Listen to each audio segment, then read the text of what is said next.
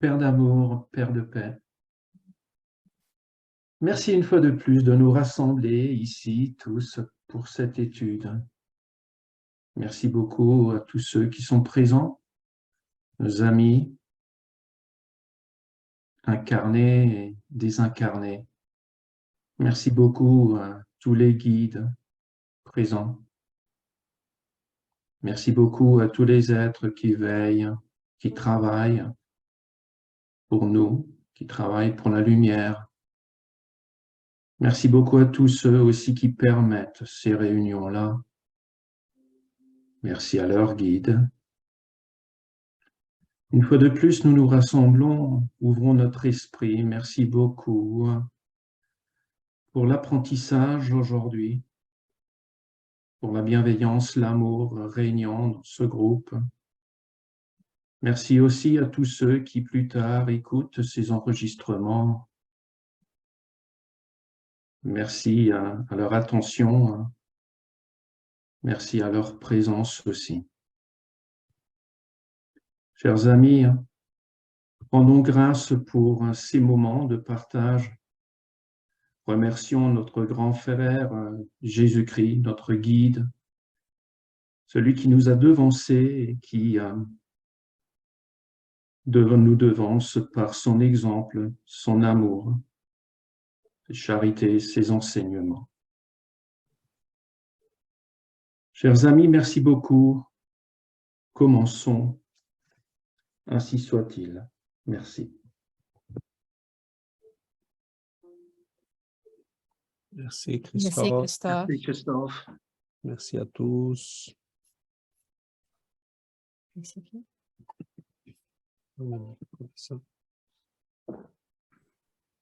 Dominique, est-ce que tu peux commencer la lecture, s'il te plaît? Oui. Résignation dans l'adversité. La souffrance est une loi de notre monde.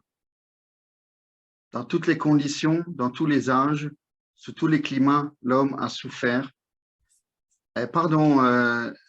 César, en fait, j'ai une tablette et j'arrive pas à voir le... Tu peux descendre un peu le texte? Descendre. Voilà, c'est bon. C'est bon. L'homme a souffert. L'homme a pleuré malgré les progrès sociaux. Des millions d'êtres ploient encore sous le poids de la douleur. Les classes amènent des impressions plus vives. Le riche comme le pauvre souffre en sa chair et en son cœur. De tous les points du globe, la plainte humaine monte dans l'étendue. Même au sein de l'abondance, un sentiment d'accablement, une vague tristesse s'empare parfois des âmes délicates. Elles sentent que le bonheur est irréalisable ici-bas, qu'il n'est lui qu'en de fugitifs éclairs. L'esprit aspire à des vies et à des mondes meilleurs. Une sorte d'intuition lui dit que la terre n'est pas tout. Pour l'homme nourri de la philosophie des esprits, cette intuition vague se change en certitude. Il sait où il va. Il connaît le pourquoi de ses maux, la raison d'être de la souffrance. Au-delà des ombres et des angoisses de la terre, il entrevoit l'aube d'une nouvelle vie. Pour peser les biens et les maux de l'existence, pour savoir ce que sont le bonheur et le malheur véritable, il faut s'élever au-dessus du cercle étroit de la vie terrestre. La connaissance de la vie future, du sort qui nous y attend, nous permet de mesurer les conséquences de nos actes et leurs influences sur notre avenir. Envisagé à ce point de vue, le malheur pour l'être humain ne sera plus la souffrance, la perte des siens, les privations, la misère. Non, ce sera tout ce qui le souille, l'amoindrit ou fait obstacle à son avancement. Le malheur pour celui qui considère seulement le présent peut être la pauvreté, les infirmités, la maladie. Pour l'esprit qui plane de haut, ce sera l'amour du plaisir, l'orgueil, la vie inutile et coupable. On ne peut juger une chose sans avoir tout ce qui en découle, et c'est pourquoi nul ne comprendra la vie s'il n'en connaît ni le but ni les lois. Les épreuves, en purifiant l'âme, préparent son élévation et son bonheur. tandis que les joies de ce monde, les richesses, les passions l'amollissent, lui ménagent dans l'autre vie d'amères déceptions. Aussi celui qui souffre en son âme et en son corps, celui que l'adversité accable peut espérer élever son regard, confiant vers le ciel. Il paie sa dette à la destinée et conquiert la liberté. Mais celui qui se complaît dans la sensualité forge ses propres chaînes, accumule de nouvelles responsabilités qui pèseront lourdement sur ses jours futurs. Léon Denis, Après la mort, chapitre 50. Merci, Dominique.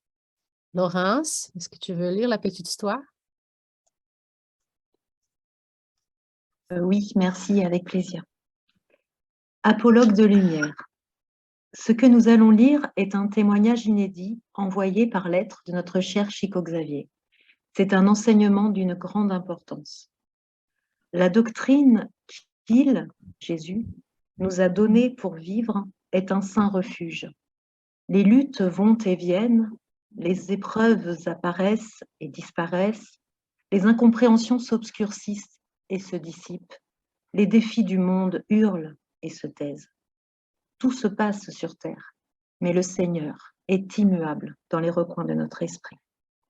Un jour, un ami spirituel, constatant les difficultés que je traversais, m'a dit avec une bonté paternelle, « Eh bien, aujourd'hui, je vais te parler d'un apologue d'une grande importance. Au début de la vie organisée, les oiseaux étaient les créatures les plus pitoyables de Dieu sur terre. Ils vivaient au sol, où la pluie leur crée de nombreux revers, car ils sentaient le poids de leurs ailes sur eux, et les orages mouillaient leurs plumes, qui devenaient alors très lourdes. Ils ont vu d'autres animaux s'abriter dans des grottes et autres cachettes. Cependant, malheur à eux, ils ne pouvaient habiter le même espace que les autres êtres de la création, sous peine d'être dévorés ou mutilés. Après un long temps de souffrance et d'épreuves, ils se sont réunis et ont constitué une commission pour démontrer au Seigneur la situation dans laquelle ils se trouvaient. Les oiseaux messagers trouvèrent le Seigneur au et lui expliquèrent la vie qu'il menait. L'ami céleste les écouta avec bienveillance, puis leur dit « Mais vous étiez les seules créatures à qui j'ai donné le ciel. Pourquoi n'utilisez-vous pas l'appareil que j'ai ordonné à mes émissaires de graver dans votre propre corps ?»« Quel appareil ?» demanda l'un d'eux. Le Seigneur, avec affection, leur expliqua que cet appareil était la paire d'ailes qu'il leur avait donnée à tous. Et aussitôt, il apprit aux interlocuteurs comment ouvrir la paire d'ailes dont ils se plaignaient tant du poids. Et au même instant, ils s'envolèrent tous, gagnant l'espace, pétillant de joie. Eh bien, a conclu l'ami spirituel, les épreuves sur terre dont tant de gens se plaignent sont les ailes qui, correctement utilisées, deviennent des planeurs qui propulsent la personne humaine vers le haut. Carlos Bacelli, je sais pas, livre La médiumnité et le cœur, première édition 1985. Merci beaucoup. Merci à tous. Merci Laurence, Dominique et Christophe. Nous pas besoin d'expliquer à personne que ce que Léon dit, c'est bien la vérité. Nous vivons dans un monde où la souffrance est presque une loi. C'est toujours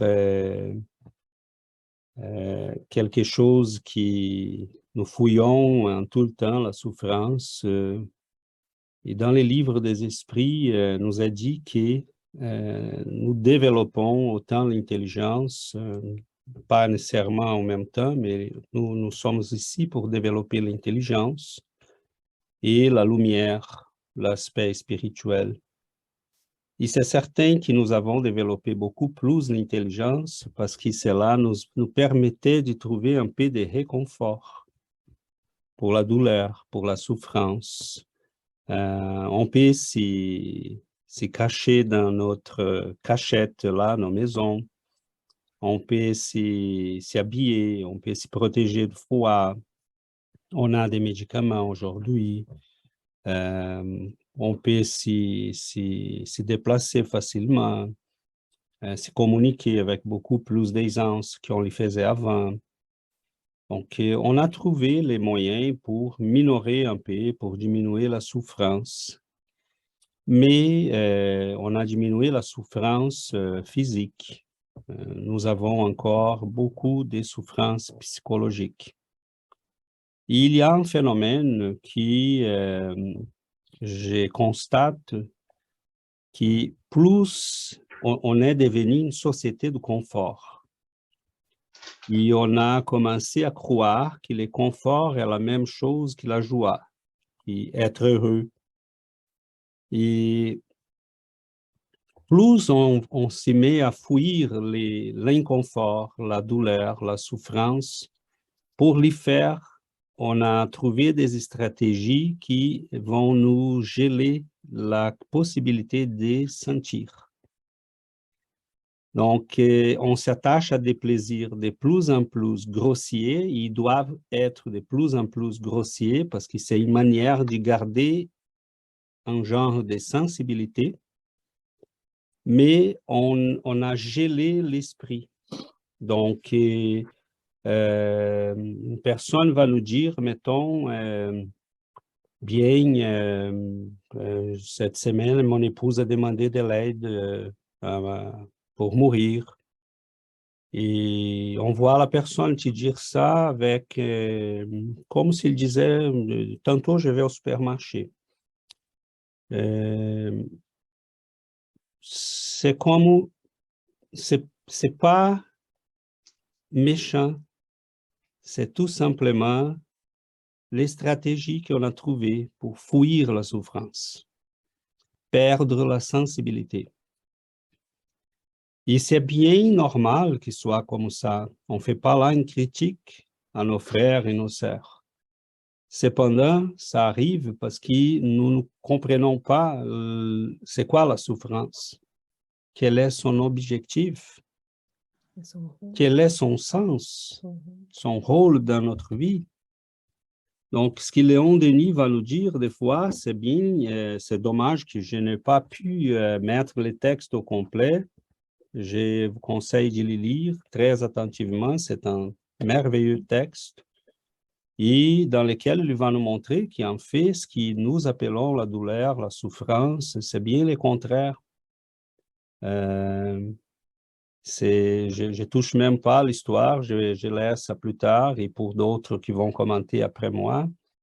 La petite histoire que Baccelli a enregistrée, racontée par Chico Xavier. Et parce que Chico a eu de la souffrance toute sa vie. Vraiment beaucoup de souffrance.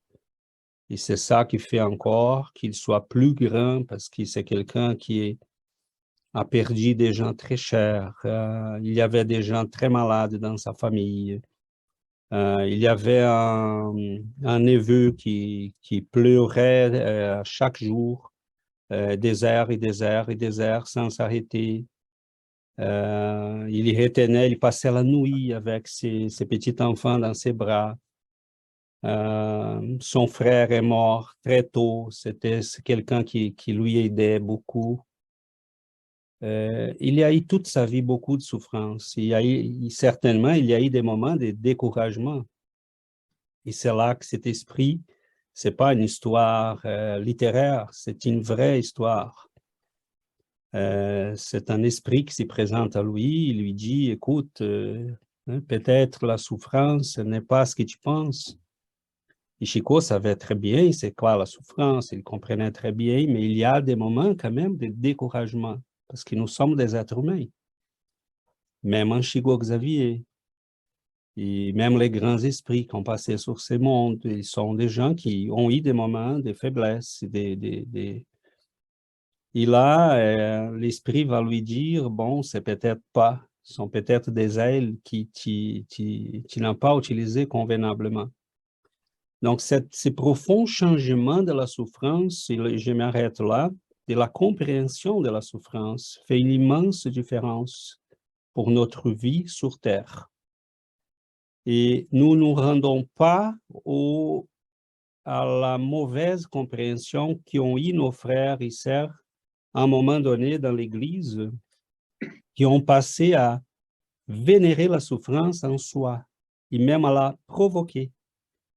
Ce n'est rien de ça. Nous n'aimons pas la souffrance. Nous préférons ne pas la subir.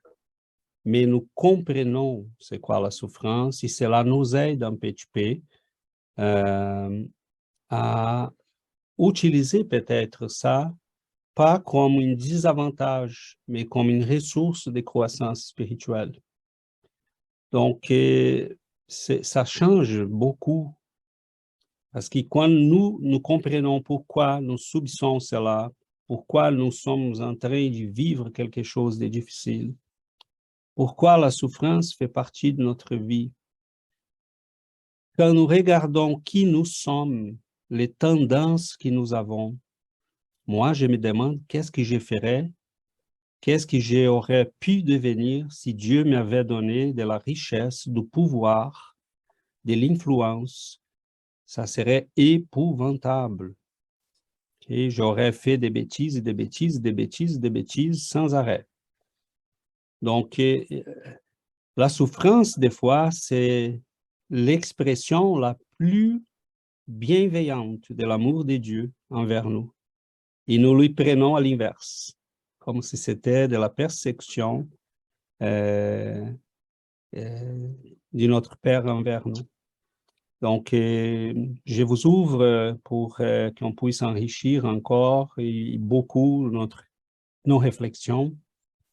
Mais c'est certain que le spiritisme, comme dit Léon Denis, il change complètement notre perception de la souffrance. Et je reviens encore sur ces phénomènes que nous constatons. Nous n'avons pas besoin de geler notre esprit. Et c'est ce qu'on voit dans notre société. Tout le monde veut tout simplement ne pas sentir. Mais ils ne comprennent pas qu'en faisant ça, ça devient une souffrance de plus. Donc, voilà, je vous ouvre la parole parce qu'on a là 2 textes qui sont assez intéressants pour notre réflexion. Sébastien?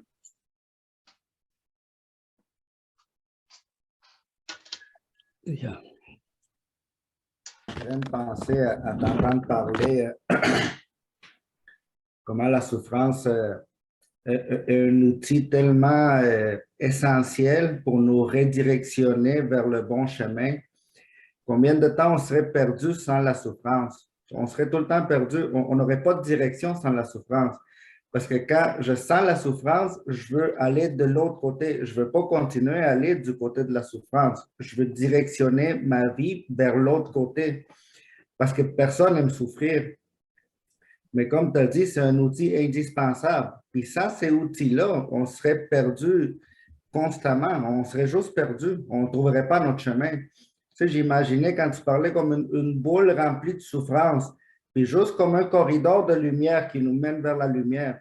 Puis comment toute cette souffrance-là nous redirectionne vers la bonne direction. Puis sans ça, juste Dieu sait combien de temps qu'on serait perdu sans la souffrance. Alors oui, personne n'aime souffrir, mais c'est un outil que moi je pense, comme tu as dit, l'outil, le meilleur outil que Dieu il a trouvé pour nous redirectionner vers le bon chemin.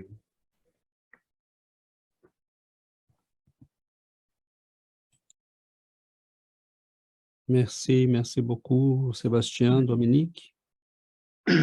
Oui, bonjour à tous les amis. C'est un super texte que Léon Denis traite et ce précepte sur les oiseaux est formidable.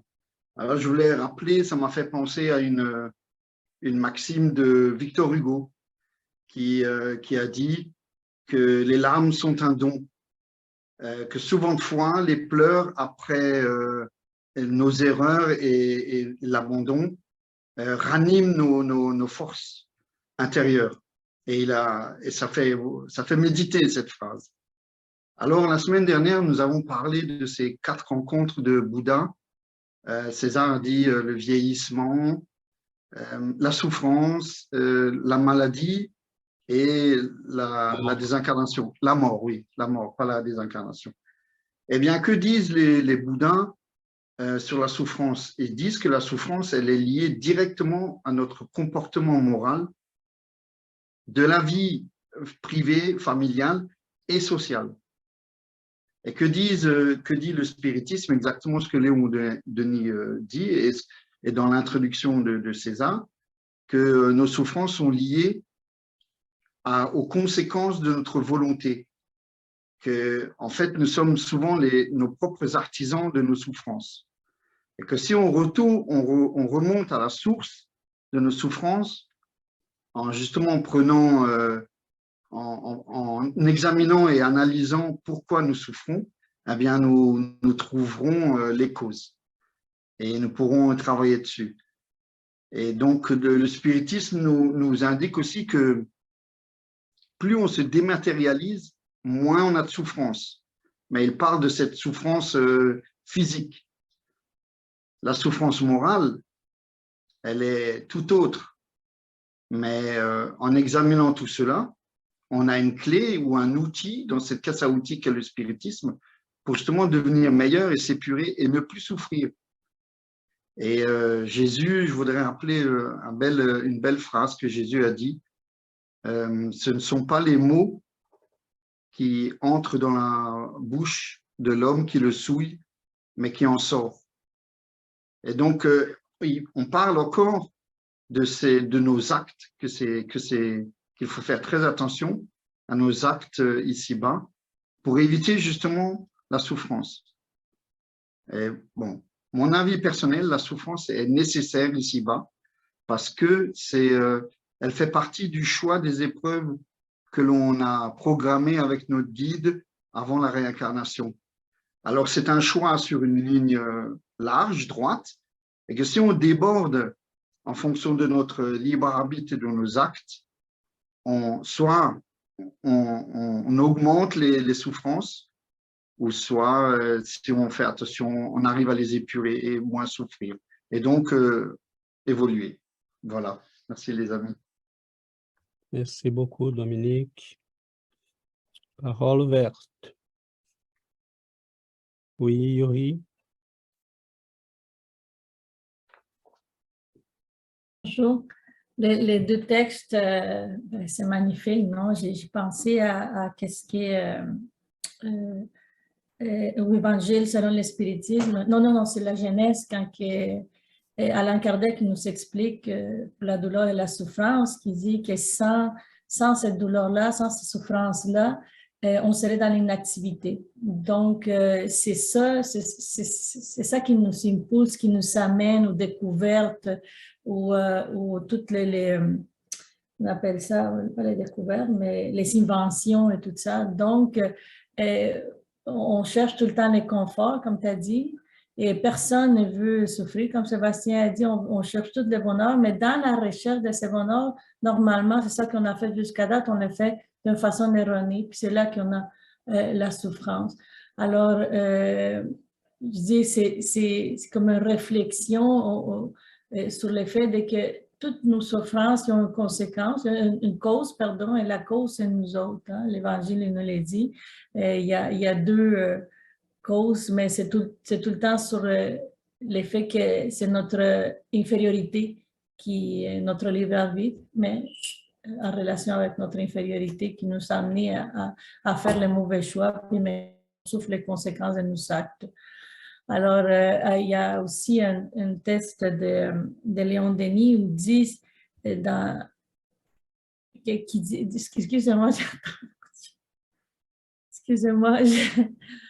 le texte de Léon Denis où est-ce qu'il dit que c'est un outil que la providence puissance utilise pour nous ramener vers elle. Donc, je trouvais ça magnifique, que c'est le même lien avec Kardec. Et les deuxièmes textes, pour moi, c'est celles-là qui sont là. C'est tout ce que Dieu nous a donné. Nous a donné la volonté, nous a donné toutes nos capacités, l'intelligence pour les utiliser pour s'envoler. Mais malheureusement, on reste à se plaindre tout le temps de tout est lourd, les souffrances, c'est pourquoi moi. Et donc, Je dis que c'est indispensable pour nous, à l'état où est-ce qu'ils nous sont. C'est indispensable, les souffrances et la douleur, pour pouvoir se racheter et pour pouvoir aller de l'avant tout le temps. C'est ça, merci. Merci, Yuri. Suzy, après Laurence. Mais je vais y aller finalement. Ben, c'est vraiment drôle parce que je n'avais pas réfléchi tout à l'heure. Je vous avais envoyé un courriel pour vous en parler en dehors de ça, mais finalement, je pense que je vais poser la question pour si jamais éventuellement ça peut être utile. Je me suis rendu compte, je suis en train de soigner un rhume très, très banal, mais qui m'a quand même ramené à me rendre compte que on peut être facilement distrait par quand les choses, comment je pourrais dire, comment formuler? Je comprends pour la souffrance morale, mais la souffrance physique, lorsque les gens vivent comme, on parle de Chico Xavier qui a eu beaucoup de souffrance, qui a eu des problèmes avec ses yeux, qui a eu de la misère, comment est-ce qu'on reste centré? Comment est-ce qu'on reste, qu'on ne se laisse pas distraire par, qu'on reste recueilli, qu'on reste dans la prière, on s'entend prière continuelle, la connexion à l'intérieur. Je comprends que l'intention est toujours là, on ne devient pas de mauvaise personne parce qu'on est distrait par ces symptômes physiques, mais lorsque quelqu'un vieillit, lorsque quelqu'un ressent beaucoup de souffrance dans son corps ou une personne devient atteinte d'une maladie très, très, très difficile comme un cancer, quelque chose comme ça, comment la personne peut rester centrée à l'intérieur et sereine et utiliser cette souffrance-là justement comme un tremplin d'envol pour l'évolution? Merci beaucoup, Suzy. On va y revenir tantôt. Ta question est extrêmement importante. Et j'aimerais y revenir. Je vais laisser la parole à Laurence et après à Shana. Il a Erika et après, ça va être moi. Moi, ça ne m'ennuie pas du tout. Au contraire, César, peut-être il vaut mieux que tu répondes, comme ça on garde bien le fil. Enfin, je ne sais pas ce que tu en penses. Non. Ça va, je peux Moi, y ça ne aller. m'ennuie pas d'attendre. C'est correct, je peux D'accord. Alors, cette question, Suzy, c'est en fait à ce que j'étais en train de réfléchir en vous écoutant. bah oui, c'est assez central en fait. Oui, c'est tout le ça. principe. Ouais. Donc, je me posais la question, pourquoi ils disent que la souffrance, pourquoi le Seigneur a dit aux oiseaux que la souffrance était le père des ailes qu'il les avait données? Et pourquoi la souffrance a, s'ils sont un père d'ailes, pourquoi la souffrance a ce pouvoir de nous élever? Et en réfléchissant sur ça, j'étais en train de... La souffrance, elle nous oblige, et là, pour venir à ta question, pourquoi doit-on se concentrer, comment garder les focus? Correct, non? J'ai bien parlé correctement? Hein, parce que là, des fois, le Giovanna a peur que je mélange ces mots-là. En portugais, c'est très semblable. Donc, pour dire que on doit laisser, Suzy, beaucoup de choses. Au moment de la souffrance, on ne s'y rend pas compte. Mais c'est comme si la vie nous disait, maintenant, tu es obligé de regarder l'essentiel. Qu'est-ce que tu es prêt à laisser tomber? Tu as quelqu'un malade chez toi, mais c'est important pour toi de rencontrer les amis, aller en partie, faire tes études. mais tu as quelqu'un malade chez toi. Est-ce que tu es prêt à laisser tomber tout cela? Et des fois, ce sont des choses importantes pour nous. Pour faire un auto-sacrifice en fonction de cette souffrance-là. Donc, comment garder l'attention, la concentration, ne pas se détourner? Il faut enlever tout ce qui est secondaire. Et se demander toujours en face de la souffrance, qu'est-ce que la vie me demande de laisser tomber? Parce que la souffrance, c'est le message qui nous dit « je ne peux pas tout avoir ». Je ne peux plus me permettre mes illusions d'avant, mes désirs, mes rêves. La souffrance est une invitation à que je me concentre sur moi-même, sur l'essentiel, sur ce qui est vrai dans ma vie. Mes études sont importantes. Je peux laisser la personne malade pour aller à mes études. Mais là-dedans, je vais sentir un vide profond parce que j'ai laissé vraiment tomber quelque chose qui était essentiel. Mes rêves sont importants, mais Dieu est en train de me dire, est-ce que tu es prêt à laisser tomber tes rêves maintenant pour quelque chose de plus important? Est-ce que tu es prêt à marcher ces chemins-là avec quelqu'un qui a besoin de toi? Donc, comment garder l'attention, la concentration? C'est tout simplement ne plus essayer de faire tout ce qu'on veut, tout ce qu'on rêve. C'est de se concentrer sur l'essentiel. Donc, je ne sais pas dans quelle mesure cela peut répondre à ta question, mais la souffrance, c'est cette invitation à se concentrer sur l'essentiel. Tout le restant est secondaire. Donc, pourquoi Chico, Suzy, il y avait une âme, il n'a pas pu aller à l'école, mais Léon Denis parle des âmes délicates. Chico Xavier était un littéraire. Il adorait la poésie, la littérature, la musique. Il a voulu apprendre à jouer le piano. Mais Emmanuel lui a dit, écoute, tu perds beaucoup de temps avec ça. Tu as des livres à écrire. Et la première chose qu'Emmanuel lui a dit, quand ils se sont rencontrés, il a demandé, Emmanuel, est-ce que je suis prêt pour ça? Vous m'invitez à un travail très difficile, j'imagine. Est-ce que je suis prêt à ça? Et Emmanuel lui a dit, oui, si tu suis les règles. Discipline, discipline, discipline. Nous sommes des âmes, Suzy, passionnées. Nous voulons vivre, nous voulons les plaisirs, nous voulons la passion, nous sommes déjà cultivés, nous voulons la littérature, le théâtre, la musique, la science.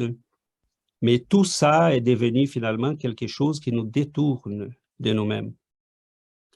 Et la souffrance, des fois, c'est cette invitation à revenir sur nous-mêmes. Concentre-toi sur l'esprit, sur ce qui est éternel. Et Chico voulait toutes ces choses-là. Mais à un moment donné, il a dit, c'est ça le travail. C'est ça il faut que je fasse. Mon frère est malade, ma nièce, mes neveux, il y avait beaucoup de gens dans sa famille qui étaient malades. Son père ne gagnait pas beaucoup, il était comme un bon vivant. Personne ne dit ça, mais c'est la vérité. Chico avait sur ses épaules tout le poids de cette famille-là. 12, 14 personnes dans une petite maison pauvre. Vraiment très pauvre. Donc, Pour ne pas faire plus long, je peux résumer comme ça. Concentrons, il faut qu'on se concentre sur l'essentiel. C'est comme si la vie disait, il faut, pourquoi la souffrance sont des ailes? Parce que quand on comprend la souffrance, on perd et on laisse tomber beaucoup de poids qui ne sont pas nécessaires. Et là, on peut monter.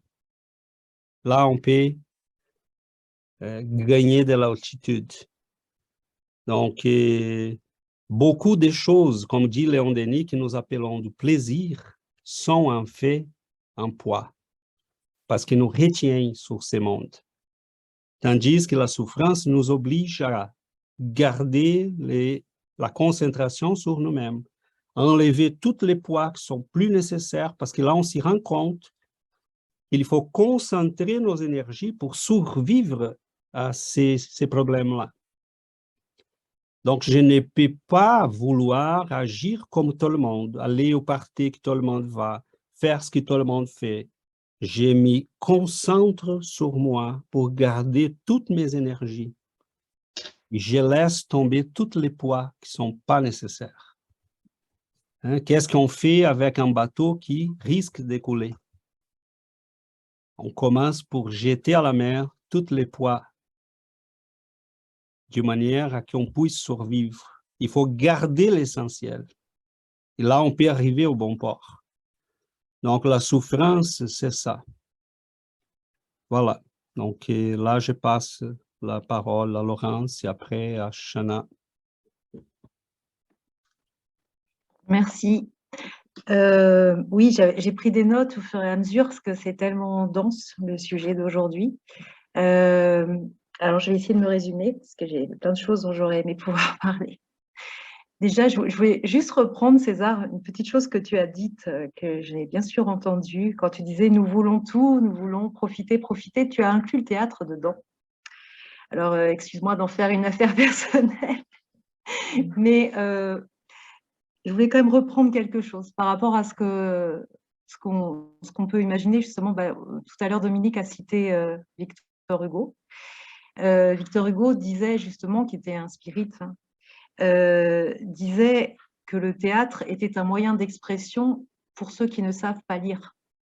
Donc, aller au théâtre, ça permettait d'accéder justement à la connaissance, d'accéder aux idées véhiculées pour ceux qui n'avaient pas accès à la lecture, qui était un de ces grands combats aussi, de permettre à tous de pouvoir accéder à la lecture.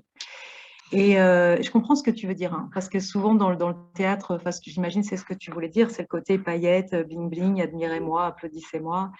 Mais ce n'est pas que ça. On peut aussi, au contraire, se servir de ce média pour porter au cœur des spectateurs de belles idées. Et ben voilà, en tout cas, moi, c'est comme ça que je conçois le théâtre et je tenais à faire ce petit rectificatif. J'espère que tu ne m'en voudras pas. Donc, ce que j'ai noté, justement, c'est un lien parce que c'était par rapport aussi à Victor Hugo, bien sûr, puisque je suis désolée, hein, je fais le lien, c'est parce que j'ai manqué quelques études, parce que j'étais sur scène pour porter les textes de Victor Hugo. Donc, le lien, il est là. Justement, j'ai ressorti un texte de Victor Hugo qui était dans la pièce et que j'aime beaucoup. C'est un discours qu'il a présenté à l'Assemblée constitutive, qui était l'équivalent de l'Assemblée nationale actuelle en France, dont le thème était justement la souffrance, la misère, pardon, la misère. Il voulait supprimer la misère, éradiquer la misère. Et son texte commence comme ça. « Je ne suis pas, messieurs, de ceux qui croient qu'on peut supprimer la souffrance en ce monde. La souffrance est une loi divine. » Voilà comment il commence son texte.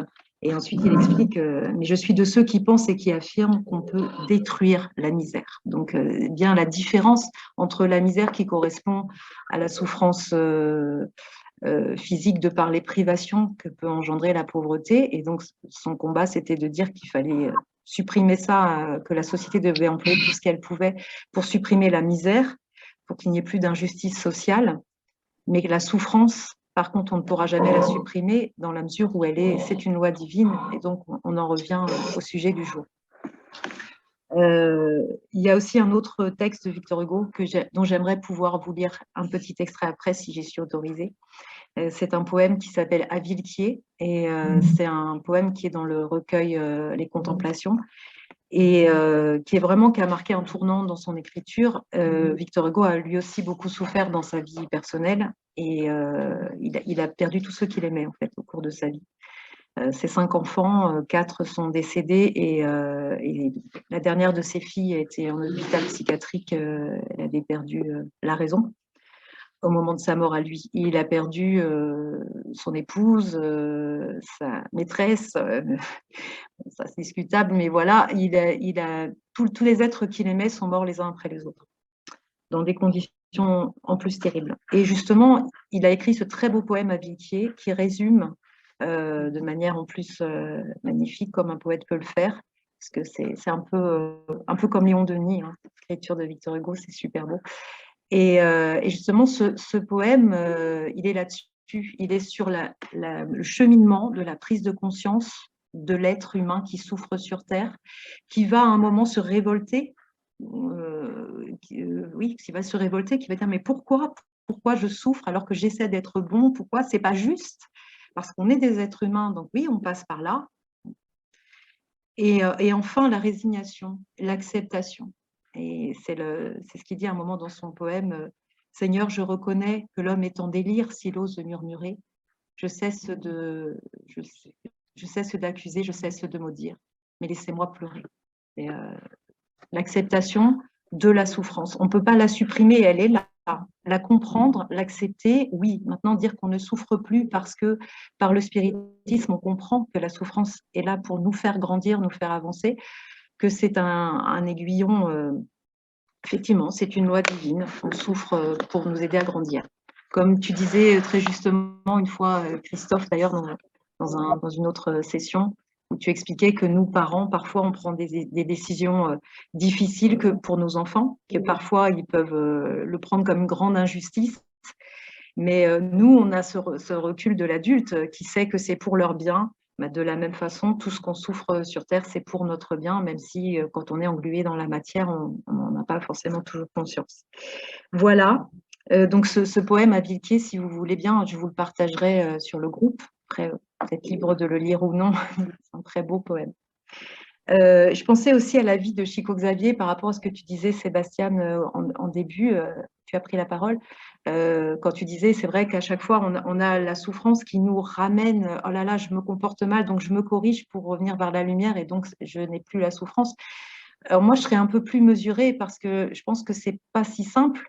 Enfin, oui, c'est ça, mais pas forcément à l'échelle d'une vie. C'est-à-dire que parfois, on souffre beaucoup dans une vie parce qu'on est amené à expier des choses de vie passée et que même si on a choisi la lumière, en toute sincérité, on peut continuer de souffrir, en fait. On peut continuer d'être dans une vie de souffrance. Si on est né avec une maladie qui nous cause énormément de souffrance, ce n'est pas parce qu'on change très sincèrement en profondeur que la souffrance s'arrête. On va au bout de cette incarnation-là avec cette maladie. Enfin, je ne sais pas si vous êtes d'accord, mais je pense que ça se joue quand même à l'échelle de plusieurs existences terrestres. Le fait à partir du moment où on choisit la lumière et qu'on fait tout pour vraiment s'y accrocher toutes nos forces, les vents soufflent parfois vraiment fort. Donc voilà, ça appartient de résister. Et puis, je voulais terminer avec justement par rapport à ce que tu disais tout à l'heure, César, quand tu as répondu à Suzy, sur le fait que parfois la vie nous pose des choix. Et là, je suis dans une situation, là pour le coup, c'est vraiment personnel. Dans ma vie, ça a résonné très fort ce que tu disais parce que c'est exactement la situation dans laquelle se trouve ma fille actuellement. Elle m'a dit en début d'année, elle m'avait dit, enfin, bon, elle disait depuis longtemps, j'ai 2 grands rêves dans la vie. Elle travaille dans l'hôtellerie. Elle me disait, je voudrais accéder à la direction. Je veux devenir directrice et je voudrais devenir mère. Et la vie, cette année, lui a offert les 2 choses. Elle a eu une promotion, elle est devenue directrice. Et là, elle a su qu'elle était enceinte. Double cadeau de la vie. L'enfant a une malformation importante. Et aujourd'hui, elle est obligée de rester couchée pour permettre à son enfant d'arriver au monde, en tout cas. Et c'est un choix de vie. C'est-à-dire que, justement, c'est pour ça ce que tu disais, quand tu disais choisir les joies du monde, le pouvoir. Et justement, elle a compris, parce que jusque-là, elle disait, je veux la direction et je veux la maternité, je veux avoir mon enfant. Et maintenant, elle a compris. Ce n'est pas ton enfant, la chose que tu possèdes. C'est un être qui a besoin de toi, qui a besoin de ton sacrifice pour pouvoir arriver sur Terre, tout simplement, pour vivre ce qu'il aura à vivre. Mais voilà, c'est tout. C'est une souffrance à vivre parce qu'elle le vit dans son corps, parce qu'elle est obligée de rester alitée pour donner plus de chances possibles à sa fille et renoncer à sa carrière professionnelle qui, pour le coup, aujourd'hui, elle s'en rend bien compte, n'a aucune importance. Elle même m'a dit, bon voilà, son employeur lui a fait des remontrances et elle lui a répondu, mais virez-moi si vous voulez. Moi, mon choix, il est fait. C'est ma fille et tant pis pour le reste. Donc voilà, c'était juste une petite illustration pour ce qui est des souffrances qui peuvent être physiques et morales et l'amour et la vie, plus fort que tout. Merci. Merci Laurence. Shana?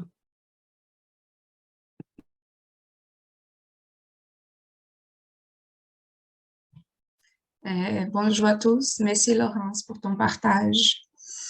My God, j'aurais tellement de choses à dire là, par rapport à la souffrance, vraiment, mais je pensais à tellement de choses, comment m'exprimer. J'espère être capable de transmettre ce que je veux. J'ai réfléchi beaucoup par rapport à c'est quoi vraiment la souffrance, là, pourquoi qu'elle nous arrive tout ça, et puis je pense que la souffrance, c'est vraiment un bien-être, là, parce que ça nous permet d'expandir notre conscience. C'est vraiment, ça nous donne l'expansion de notre conscience. Ça nous permet vraiment d'aller plus loin.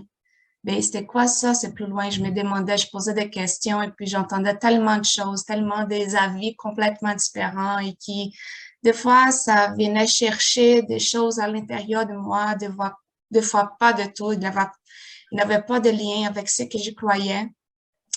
Et là, on s'est dit, oh, mais c'est quoi l'essentiel? C'est quoi vraiment la vérité? C'est quoi l'importance? C'est quoi l'amour? Ben, il est vraiment différent pour chaque personne. Vraiment, il est différent pour chaque personne. Et ça va dépendre du degré d'évolution de chacun. Ça va dépendre de où est-ce que vous êtes situé dans votre circonstance émotionnelle, physique, et familiale, etc. Mais, et là, j'ai entendu une fois quelqu'un qui m'avait dit, mais l'humanité a peur de l'amour. Là, j'étais vraiment, ça m'est frappé, cette phrase-là, peur de l'amour. Comment ça, on cherche tout le temps de l'amour, on fait tout pour l'amour, on dit qu'on fait même des bêtises par amour. Comment l'humanité peut avoir peur de l'amour? Et là, je commençais à réfléchir à ça. C'est quoi notre référence la plus grande de l'amour, qui non Jésus? Ben, c'est ça, c'est le Christ. Et comment il est mort. Donc, les gens ont peur. Les gens ont peur. Et le contraire de l'amour, ce n'est pas la rage, c'est vraiment la peur. C'est elle qui nous éloigne de l'amour. Et pourquoi que je dis ça? Parce que c'est la seule façon vraiment de vivre avec la souffrance. Cette semaine, j'ai écrit un poème qui m'est venu à l'esprit comme ça avant de me coucher. Je l'ai écrit même dans mon téléphone. Puis, et ça vient chercher un peu ce que César nous a apporté aujourd'hui par rapport à des plaisirs, par rapport à ses fruits. C'est vrai, quand on a de la douleur, là, elle fait mal. On veut pas. On va faire tous nos efforts là, pour s'en sortir, pour fuir, pour se distraire, pour geler la souffrance, etc. Mais si on a une mission, vraiment, la vie va faire de quoi là, pour nous faire revenir. Et là, on va dire, mais encore, est-ce que c'est pas suffisant? Et on se demande, et encore, mais qu'est-ce qu'elle veut? Elle veut qu'on aime vraiment inconditionnellement notre souffrance. Elle serait toujours là. Donc, il faut vraiment aimer inconditionnellement. Et ça, c'est qu'est-ce que ça veut dire, ça? Je me posais des questions. Et c'est intéressant parce que j'ai un avis un peu, je ne sais pas, c'est peut-être que je l'interprétais différemment, mais parce que je me demandais, est-ce que je dois m'isoler? Qu'est-ce que je dois faire? Est-ce que ma vie est finie à cause d'une souffrance? Qu'est-ce que je fais par rapport à ça? Et là, je pensais, ben, les gens aussi ont besoin de moi. Donc, être en contact avec d'autres, ça permet, avec la conscience que j'ai acquérie par rapport à tous ces événements que j'ai vus, de partager. Et ça, c'est l'amour. Quand on est capable de passer à travers de nos vulnérabilités, de notre douleur, parce qu'on a honte des fois, là, parce qu'on n'est pas normal. On n'est pas comme de la façon comme la société attend que nous soyons. Et là, des fois, on se cache, on a peur de s'exprimer, de dire de la façon comme on vit, mais quand on transcende tout ça et on dit oui, c'est ça ma vie, c'est ça ma souffrance, c'est ça que je vis là, mais il a de la beauté, je l'aime tellement, là, je l'aime tellement parce qu'elle m'a donné tellement de la paix, de l'amour, de la compassion vers les autres personnes que oui, je veux la partager. Je veux vraiment la partager avec les autres. Je veux que les gens voient. Et nous sommes ici, on entend tout le temps qu'on est venu ici à ce monde, que c'est très inférieur et on est tellement débordé par des émotions. Pourquoi? Pourquoi tellement d'émotions? Pourquoi tellement de vécu, là, des souffrances, tout ça, sinon pour sentir? Et c'est là qu'on évolue. On ne parle pas des vicissitudes, là, parce que le fait, c'est que les gens se perd là-dedans. Mais l'équilibre est très important. On a besoin de sentir. On a besoin des autres. On a besoin de partager. C'est la seule façon qu'on va pouvoir sentir, là, c'est quand on partage, c'est quand on fait vivre des émotions malgré certaines limitations, malgré certaines difficultés. Et là, Suzy, ça va me chercher beaucoup ce que tu nous as apporté parce que moi, j'ai des enfants en cas spécial qui ont besoin de soigner. J'ai un enfant qui a une question visuelle, qui a de la difficulté visuelle à la maison. Et tout le temps, je dis, mais comment je veux lui faire expandir sa conscience, comment je peux lui faire vraiment élargir son vécu dans ce monde, sinon pour les sentir, sinon par les contacts avec les autres. Et là, comme il a une petite fête d'anniversaire cet après-midi, je me posais la question, mais qu'est-ce que je fais? Est-ce que je dois les garder à la maison? Est-ce que je dois les faire y aller? Et en même temps, je dis, mais je ne peux pas l'isoler du monde, même si je veux là, le protéger absolument. Il a besoin de passer par ça. Parce que c'est là que ça va lui donner des défis, des fois très difficiles, que je vais pleurer avec lui. Mais des fois, ça va être de la beauté énorme, parce que c'est là qu'on va voir des belles choses arriver, des gens qui vont être capables de regarder de façon transcendantale malgré toutes ces difficultés, malgré toutes ces limitations. Et c'est là que le mouvement, là, il se passe, que la beauté, elle arrive. Donc, moi, ce thème de souffrance-là, c'est quelque chose que je suis plongée, ça fait longtemps, et je comprends tellement quand je vois des gens qui s'enfuient, qui essaient de se trouver des excuses, de ne pas s'approfondir, je la comprends tellement parce que ça fait mal. Et c'est que je la souhaite, là, qu'elle soit capable de vraiment accueillir sa souffrance, l'aimer, mais l'aimer avec tellement de force, là, qu'elle puisse vivre avec. C'est comme une partie dans nous, là, qui, elle ne part pas. Elle va tout le temps revenir. Plutôt qu'on l'accueille, là, elle va être là avec nous et sa présence, ça va être moins inquiétante, moins dérangeante parce qu'on s'habitue. Mais pas s'habituer dans le sens que on reste dans les conforts et on n'avance pas. Parce que si on est en mission, tout le temps, une difficulté va nous revenir dans la vie, que ça va nous faire dire, OK, c'est encore un autre moment d'avancer encore plus. C'est ça que j'avais à partager avec vous. Merci, Shana. Merci beaucoup. Rika, tu avais levé la main? Oui, merci pour l'étude. Cette semaine, j'avais commencé à lire un livre de Dalai Lama avec Desmond Tutu. C'est le livre de la Joyeux. Et dans le livre, pas par hasard, hier, dans une partie du livre, Dalai Lama est en train de raconter qu'il était dans un événement et il a eu un douleur très fort, très, très fort. Quand il est sorti du lieu pour aller à l'hôpital, il a vu dans la rue une personne qui était en train de souffrir, malade, une personne sans abri. Et il était grave, il est allé à l'hôpital et pendant avec une douleur insupportable, je ne sais pas si c'est dit comme ça en français, une douleur très fort.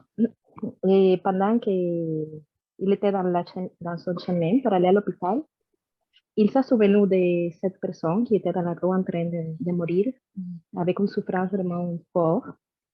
Et sa réflexion dans le livre, c'était « Ma souffrance est disparue ». Et il recommande pour trouver la joie dans un moment difficile de ta vie où tu as une douleur, une souffrance forte. Et une de ses recommandations, c'est de prendre soin d'une personne qui souffre plus que toi. Et comme ça, ton douleur et ta souffrance va disparaître. C'est ça. Merci. Merci beaucoup, Erika. Oui, Emmanuel, des fois, disait ça à Chico, dans des moments qu'il éprouvait là, des souffrances, des difficultés, des persécutions. Et Emmanuel lui disait, quitte la maison, va au bidonville, il y a beaucoup de gens là. Et il faisait ça régulièrement. Cela, c'est peut-être pour nous enlever l'égoïsme d'y croire que nous sommes les seuls à souffrir. Et parce que même avec nos souffrances, nous sommes des fois égoïstes. Cependant, la souffrance, c'est légitime, elle est la vérité, elle nous montre. Je pense qu'on a une immense réflexion à faire sur la nature de la souffrance. Qu'est-ce qu'elle ça veut dire pour chacun de nous? Qu'est-ce qu'elle représente? Qu'est-ce qu'elle nous apprend à chacun de nous? C'est très personnel des fois. Et il y a plusieurs niveaux de souffrance. Il y a la souffrance de l'apprenti qui est en train de commencer à jouer avec la vie, qui commence c'est la souffrance des conséquences de nos actes, parce qu'il faut qu'on soit capable de comprendre que nos actes ont des conséquences. Donc, si je mets la main sur une plaque chauffante, bon, je vais subir de la douleur et cela m'apprend qu'il y a des choses que je ne peux pas faire. Mais je reviens sur la question des soucis. Je crois qu'il faut vraiment rendre à un certain niveau, quand on parle là des souffrances, surtout morales, qui viennent aussi des fois avec la souffrance physique. Il faut vraiment la perte de poids. Il faut laisser tomber tout ce qui n'est pas essentiel, tout ce qui est illusion, tout ce qui est secondaire. Et à un moment donné, des fois, on va laisser tomber ces choses parce qu'on a compris qu'on a un devoir à faire. Donc, on s'y rend là à notre devoir et on dit, je vais accomplir mon devoir. Cependant, je ne vais plus au party, je ne vais plus rencontrer mes amis, je ne vais plus à mes études, mais je garde la rancune. Je n'ai pas faire cela. La tristesse, la révolte. Et là, ça serait mieux d'y aller. Parce que ça, c'est une pesanteur épouvantablement plus pesante que nos illusions, nos passions, ou l'irresponsabilité. Donc, c'est pour ça que la souffrance nous donne des ailes. Mais il faut enlever la pesanteur, sinon on ne peut pas voler. Donc, c'est vraiment la quête de l'essentiel. Ce que je disais tantôt, c'est est-ce que j'ai fait du théâtre pour rendre la conscience aux autres, ou j'ai fait du théâtre pour me fuir de la vie? Est-ce que j'ai fait du cinéma pour les plaisirs d'y communiquer un message qui va réveiller les consciences, ou j'ai fait du cinéma parce que je vais fuir la vie? Donc, on est devenu des spécialistes. On est tout le temps en train d'y fuir la vie. Pascal disait ça très souvent dans ses réflexions. Il disait, on a créé les jeux des sociétés, on a créé les jeux des... Alors, je trouve très spécial que les gens se rencontrent une soirée et on va jouer les jeux de société toute la soirée et comme ça, on évite de parler des choses sérieuses. Est-ce qu'il y a un problème avec les jeux de société? Aucun. Comme il n'y en a pas avec le théâtre, le cinéma, les arts en général, les sciences. Mais il y a des gens qui vont faire la science pour fuir la vie. Hein? Einstein était quelqu'un qui, dans sa vie personnelle, n'était pas très responsable. Et on va lui pardonner tout ça parce qu'il bon, il était le grand génie. Mais il y avait des responsabilités comme père, comme mari, qu'il n'a pas accompli des fois correctement. Donc, est-ce que nous sommes là pour juger les gens? Non. Mais est-ce que nous avons compris la nature, la signification? L'exemple que Laurence a donné, c'est le genre de choses que la vie adore faire avec nous. Parce qu'elle avait savoir, qu'est-ce que tu veux vraiment? C'est quoi l'essentiel pour toi? C'est quoi ce qui est prioritaire pour toi? Donc, elle va nous mettre dans ce genre de... La vie a donné un piano à Chico Xavier. Il était pauvre, mais quelqu'un, en voyant son goût de la musique, a dit, je te donne un piano. Mais Emmanuel était à côté, il disait, bon, on a des livres à écrire, qu'est-ce que tu fais? C'est la même question. Donc, on est toujours confronté à ça, et la douleur. C'est pour ça que dans mes prières, j'ai dit Seigneur, et Giovanna a répété dans sa prière, dans ses réflexions, avant de commencer l'étude. Là, je parlais de quelque chose que vous n'étiez pas là. On fait toujours une petite prière avant de commencer avec vous. Et à répéter, j'ai l'habitude de répéter ça souvent dans mes prières. Seigneur, aide-moi à accomplir mes devoirs, mais à les faire avec allégresse, avec joie, avec la compréhension profonde, parce que je ne vais pas faire ça avec la tristesse, parce que sinon, je ne peux pas voler. Parce que la tristesse, la rancune, la révolte, tout ça, il y a une pesanteur immense sur nos cœurs et sur nos ailes. Donc, il ne faut pas seulement aimer la souffrance dans le sens de respecter la souffrance et accomplir nos devoirs. Il faut le faire dans cet esprit de liberté. J'ai dit, Seigneur, tu m'apprends l'essentiel. Et voilà, c'est ça qu'il faut qu'on commence à s'apercevoir, à découvrir, à sentir. Parce que doucement, bon, la compréhension va arriver. Oui, Suzy? Pardonnez-moi, je ne sais pas si c'est pertinent, mais j'ai l'envie comme peut-être de pousser un peu plus mon questionnement sur la dimension peut-être un peu plus pratique de ma question tout à l'heure où je me demandais, j'évoquais le rhume tout à l'heure, bien banal que j'avais. J'étais partie sur une lancée très, très spirituelle où je réussissais à méditer, à me centrer à l'intérieur. Et lorsque le rhume est arrivé, j'étais très inconfortable, très distraite par mes symptômes. J'avais plus envie de méditer, j'ai arrêté de méditer. parce que tout ce que je voyais quand je méditais, c'était mon nez bouché. Et je me suis demandé, mais comment quelqu'un, mettons, qui vit avec un cancer, avec des douleurs arthritiques très, très, très fortes, dans la pratique, je pensais, tout à l'heure, on évoquait monsieur Chico-Xavier qui vivait avec aussi des souffrances physiques très, très grandes.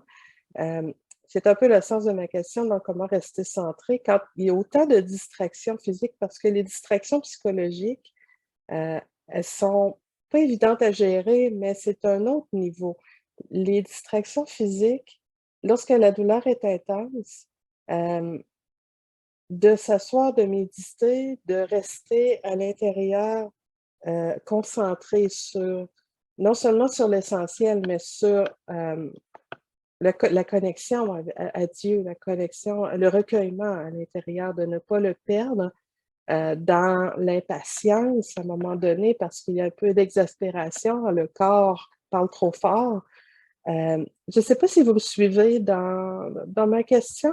C'est de rester dans la prière, puis je pensais aux grands mystiques, beaucoup ont beaucoup souffert, justement, puis ils faisaient une gloire de la souffrance, qui disait qu'ils en étaient rendus à l'aimer, mais peut-être pas au sens où Shana parlait tout à l'heure, mais plus dans un sens presque un peu masochiste.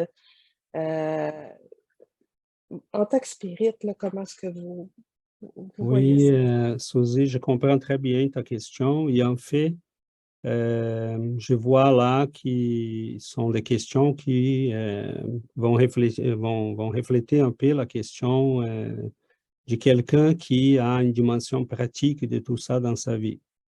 C'est très bien ça. Mais il faut considérer qu'il y en a plusieurs niveaux de méditation et plusieurs manières de méditer. Les jours qu'on est bouché, c'est les jours de méditer avec les balais en main. C'est les jours de faire le ménage. C'est les jours de sortir pour visiter quelqu'un. C'est les jours de méditer autrement. Être bouché, ça veut dire, non, c'est pas la journée de se concentrer sur soi dans ce sens d'être profondément en soi, mais de se concentrer en soi en quittant soi, en s'oubliant. Parce qu'on médite à l'inverse. On médite pour se concentrer sur soi. Et la méditation, c'est exactement le contraire. C'est aller tellement profondément en soi qu'il n'y en a plus en soi. Mais on peut faire ça en visitant un hôpital et en menant un café à quelqu'un qui est à la salle d'attente. Donc, il y en a plusieurs manières de méditer. Et une des manières, c'est de ne pas méditer. Donc, t'inquiète pas, garde la tranquillité. Okay? Tu continues à prier, tu continues pendant que tu fais le ménage, que tu vas visiter quelqu'un, tu dis, c'est ça ma prière aujourd'hui. Et cette souffrance-là que tu parles des grands mystiques, ça m'y dérangeait aussi parce que je disais, c'est comme s'ils aimaient profondément la douleur. Mais c'est ça. Plus tard, j'ai compris. Parce que la souffrance, ils comprenaient tellement notre attachement à ce monde, mais qu'ils ont compris finalement que la souffrance était vraiment un moyen de libération. Et c'est là que beaucoup de gens dans l'Église n'ont pas compris et ont commencé à provoquer la souffrance comme si la souffrance provoquée allait nous libérer. Non, c'est la compréhension de la souffrance qui nous est donnée par Dieu qui va nous libérer, pas celle qu'on va provoquer. Donc, ton questionnement-là nous prendrait encore quelques heures là d'études et on va arrêter là. Mais je te promets, on peut y revenir sur les pratiques ascétiques liées à la souffrance et les manières de traiter la souffrance qui vient là avec ta question. Très intéressant, ça reflète quelqu'un qui pratique, hein, qui est intéressé à une pratique de tout ça dans sa vie. Mais on va y revenir, j'ai promis. Donc, rapidement, notre train file. Je vais demander à Laurence et après à Shana, si possible, faire bref. Oui, je voulais juste préciser comme invitation éventuellement pour les amis qui nous écoutent après. On a tout le chapitre 5 dans l'Évangile selon le spiritisme du bienheureux les affligés. Oui. Il y a énormément de choses. Et justement, dans une grande période, à chaque culte de l'Évangile, avec ma fille Anaëlle, une autre fille, qui souffrait terriblement dans son corps. Et à chaque fois, en fait, on tombait toujours sur Bienheureux les affligés. On ouvrait au hasard et toujours, c'était un chapitre de ça. Enfin bref, voilà. Et puis juste un tout petit complément, César, justement par rapport à ce que tu disais tout à l'heure sur les ailes des oiseaux. Et tu parlais de la rancœur. Enfin, justement, tant qu'on souffre, mais qu'on se révolte, qu'on n'accepte pas la rancœur, etc. Ben, je pense que c'est ça les gouttes de pluie qui alourdissent les ailes des oiseaux. Voilà, c'est tout. Merci. Merci. Merci, Laurence. Shana? Non, je vais être bref aussi. En fait, c'était juste pour compléter un peu ce que César a dit tantôt par rapport à la souffrance. Né? Et ça me fait penser à une recherche qui a été faite pour des gens qui, si vous prenez une glace là, sans penser à ça, elle fait mal. Mais si vous prenez la glace dans tes mains, mais conscient que tu as une glace dans tes mains, tu es capable d'endurer plus de temps la glace dans tes mains. Donc, c'est comme si le fait d'être consciente de ta douleur, là, ça te fait qu'on endure plus parce que c'est comme si on la voit, on se distrait pas par d'autres choses. Donc, oui, comment que je me sens, comment qu'elle vient à moi, de quelle façon qu'elle me fait mal, de quelle façon que je peux endurer, que je sens dans mon corps. Donc, c'est ça. Et des fois, quand on ne connaît pas notre souffrance, le silence, il est très important.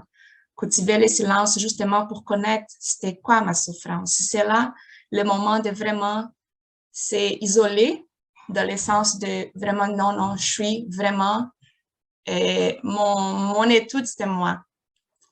C'est ça. Donc, il faut qu'il pourrait être, ne pas être distrait. Il faut que je me concentre sur ce qui se passe, comment j'ai agi au cours de ma journée, qu'est-ce que sont les choses qui m'arrivent, qui ça me fait que je me distrais plus. Donc, être conscient de toi, là. Donc, prendre le silence, justement, pour cultiver et te comprendre mieux, expandir ta conscience pour comprendre plus ta souffrance. Et c'était là que vivre avec l'endurance vient au fur et à mesure. C'était ça. Il y a une phrase que j'aime beaucoup de Marcel Proust qui ça dit nous allons seulement guérir de la souffrance quand nous la vivons au maximum. Donc, c'est tout. Merci. Merci beaucoup, Shana. Juste pour être bref aussi, Laurence a cité le chapitre 5 de l'Évangile selon le spiritisme et nous avons là-bas un texte qui nous parle du bien et du mal souffrir. Donc, le spiritisme nous apprend à bien souffrir, à accepter les douleurs. Léon Denis, il dit qu'on doit même remercier la douleur. Parce que c'est la douleur qui nous fait grandir, qui nous fait être plus forts. Et quand on étudie le spiritisme et on apprend avec le spiritisme, on apprend aussi à élargir notre vision sur nous-mêmes, sur notre avenir. Donc, quand on peut élargir notre horizon, donc qu'est-ce que nous avons devant nous? Qu'est-ce que nous avons après savoir supporter toutes les souffrances, savoir bien souffrir? Qu'est-ce que nous avons devant nous? Qu'est-ce qui nous attend? Donc, quand on a la vision plus élargie de la vie, on va bien souffrir, on va apprendre à bien souffrir. Et quand on pense aux martyrs, ils entraient pour affronter la douleur épouvantable d'affronter les lions. Ils chantaient. Ils chantaient parce qu'ils savaient qu'est-ce qu'ils attendaient. Donc, c'est toute une façon de voir la vie, donc de voir la grandeur de tout ce qu'on vit, qu'on doit supporter, parce que tout ce qui nous attend est beaucoup plus grand, est beaucoup plus fort, est beaucoup plus beau. Donc, l'espiritisme nous apprend que nous avons un avenir de lumière. Et si notre objectif, si on a cette vision de bien arriver à cette lumière, donc la souffrance ici, on va voir que c'est temporaire et que elle est importante pour notre apprentissage, qu'elle est importante pour que nous devenions plus forts. Et vivre avec les souffrances, ce n'est pas facile, mais quand on a ces regards plus amples de la vie, donc on va apprendre à bien vivre et à bien souffrir. Donc, c'est ça. Ben, les gens qui ont souffert plus dans ce monde sont des gens qui nous ont apporté des plus grandes leçons, hein, comme d'amour inconditionnel. Donc, il a les Christ, il a toutes des personnes qui vraiment ont la plus grosse souffrance. Donc, c'est une sorte de pouvoir, mais que ça vient avec une souffrance, parce que c'est ça. Et juste une petite précision, parce que tantôt, César avait parlé du piano, et moi, j'ai gardé quelque chose en tête, ça me dérange, parce que, oui, c'est qu'est-ce que Chico Xavier il ferait avec un piano? S'il avait une librairie, là, comme à plein de livres, de plein de choses étudiées. Mais par exemple, Beethoven, le piano est essentiel. C'était vraiment son outil pour qu'il accomplisse sa mission, ce qu'il devrait faire. Comme c'était là qu'il était capable de s'exprimer. Donc là, je me pose comme question, c'était quoi les outils que nous devons nous attacher pour élargir notre conscience, pour agrandir et pour évoluer? C'est juste ça. Non, c'est très vaste, Shana, et c'est très bien, ta question est très, très pertinente parce que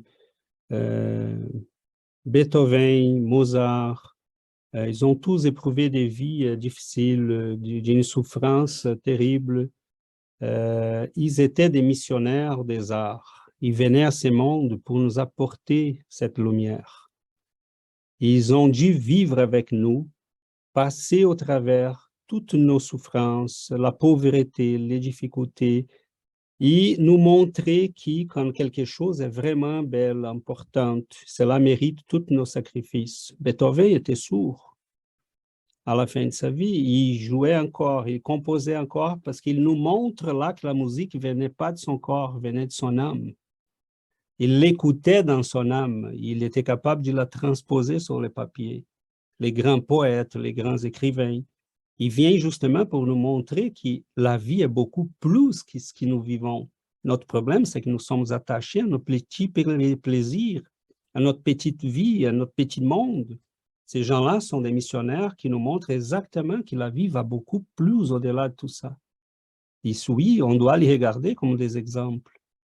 Hein? Et la musique est tellement importante, la littérature était tellement importante pour eux qu'ils donnaient leur vie pour ça. Mais quand j'écoute Beethoven, cela amène mon âme au ciel.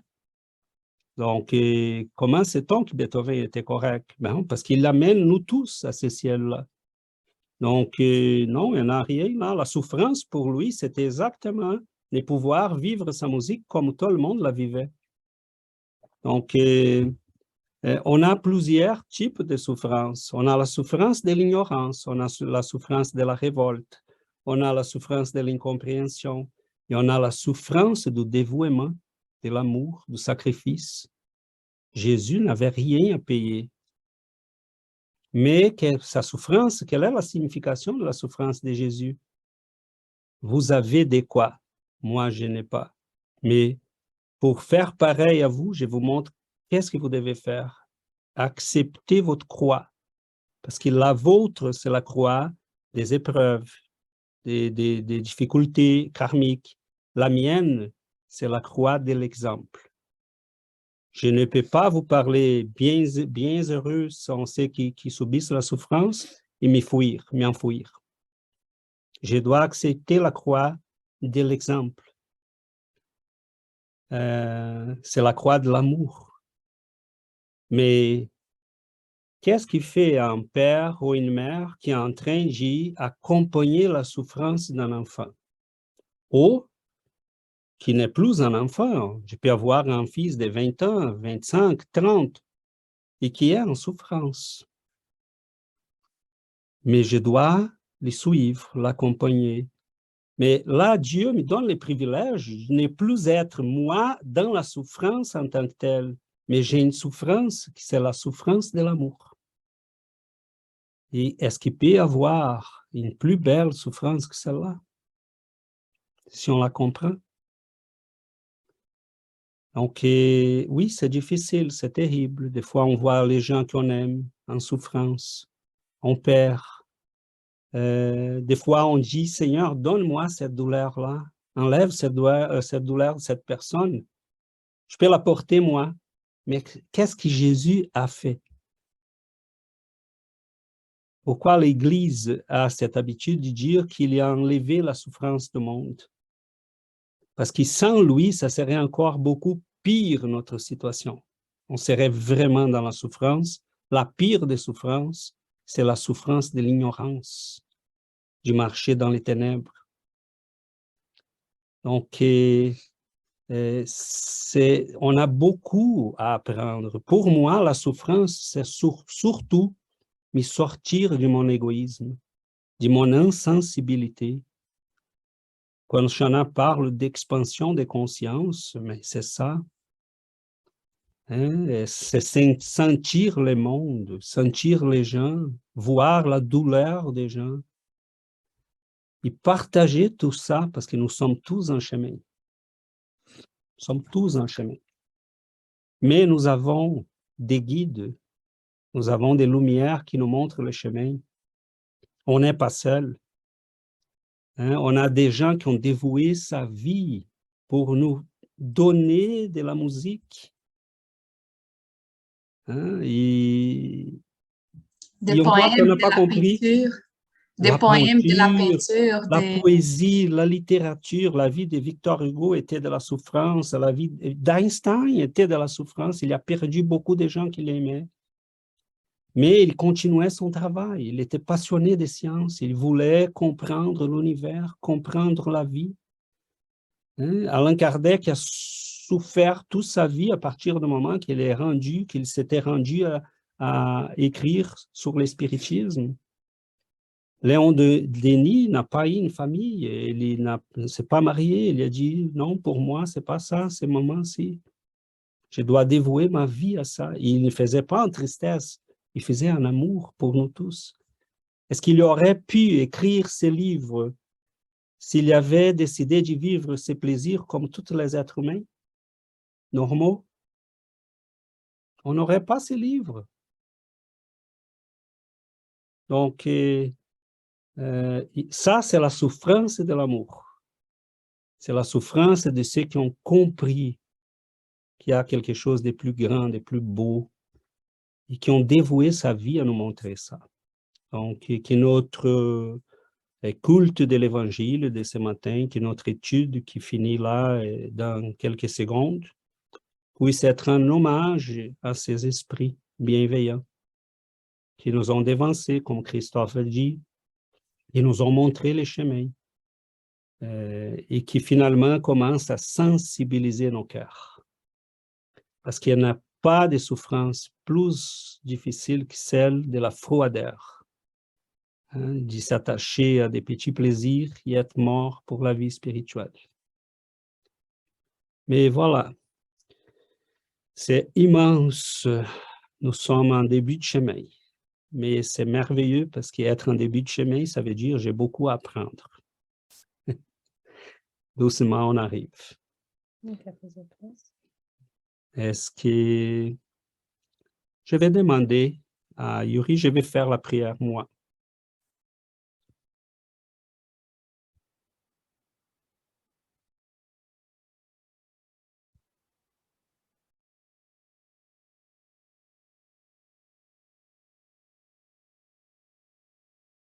Chers amis,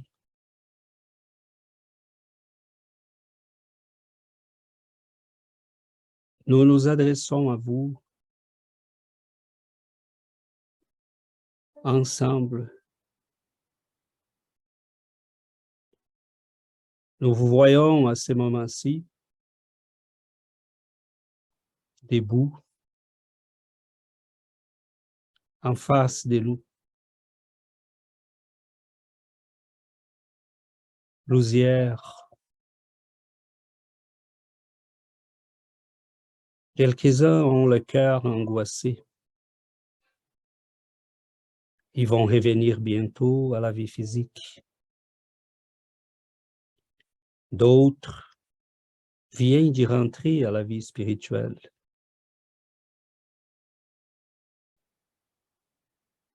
Quelques-uns arrivent, ils gardent encore l'âme inquiète pour ces êtres chers, les enfants qu'ils ont dû quitter, l'amour de leur vie qui est resté sur terre. Mais derrière eux, il y a ces anges de lumière avec des ailes qui ont été bâties dans la souffrance. Ils ont la légèreté de ceux qui ont laissé les poids des passions,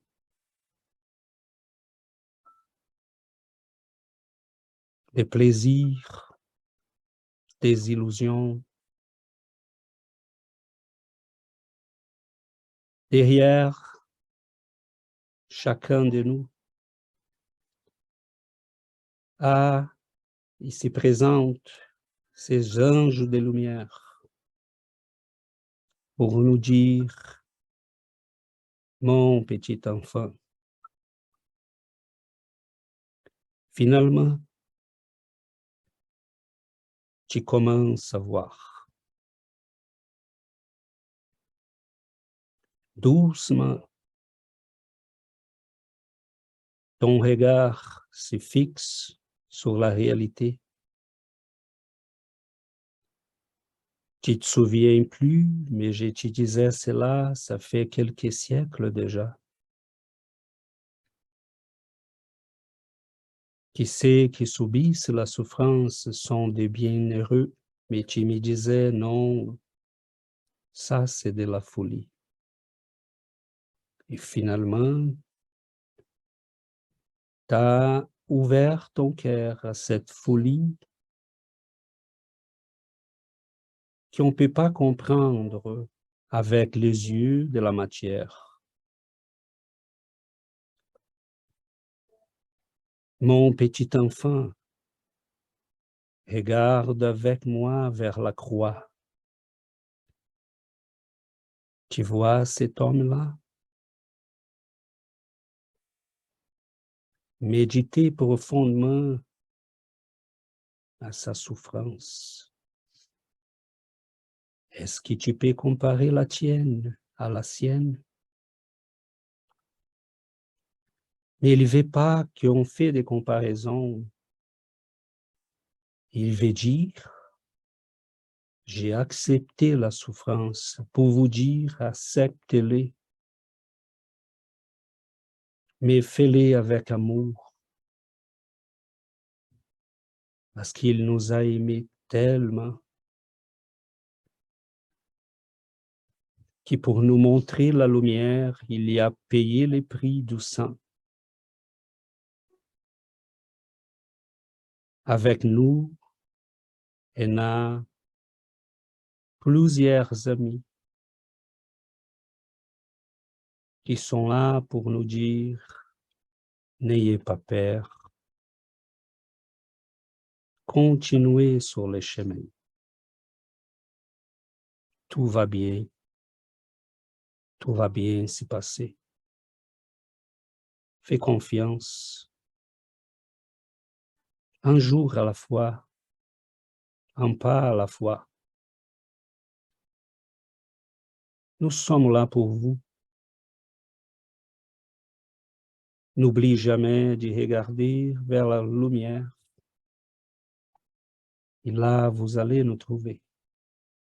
Dans vos prières, dans vos méditations, dans vos lectures, dans vos études. Laissez tomber la pesanteur. Concentrez-vous sur l'essentiel qui est votre esprit. Et les jours que vous allez quitter la cage de vos corps, vous allez pouvoir gagner les ciels en paix. Merci Seigneur de l'amour. Merci Seigneur de ces guides de lumière que vous nous envoyez. Merci Seigneur de nous accueillir et de nous permettre la réflexion, l'étude, le partage. Que nos cœurs puissent garder cette lumière toujours allumée et que votre amour puisse nous guider sur les chemins. Nous vous remercions et nous faisons silence pour écouter ta voix et pour sentir votre amour. Merci Seigneur, que ton amour puisse nous apporter la joie, la santé, pour nous, pour toutes nos amis qui sont là, pour nos êtres chers, que la lumière qui est avec nous puisse se répandre et arriver à chaque cœur qui a besoin. Merci Seigneur, qu'ainsi soit-il.